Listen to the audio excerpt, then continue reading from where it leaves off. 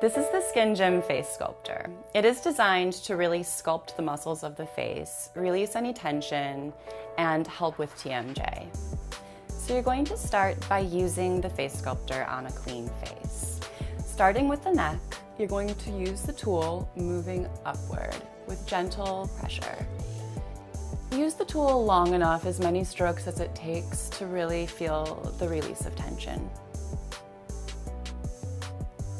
Next, you'll move to the jawline. Starting at the chin, you'll use a bit firmer pressure, moving up and out towards the ear. Now, if you experience TMJ, this is definitely an area that you can use a bit more pressure, right here between where the jaw ends and the ear. Next, we'll move up to the cheekbone. Starting at the bottom of the cheekbone, we're going to move gently along the side of the face and up towards the temple, using gentle pressure and quick movements.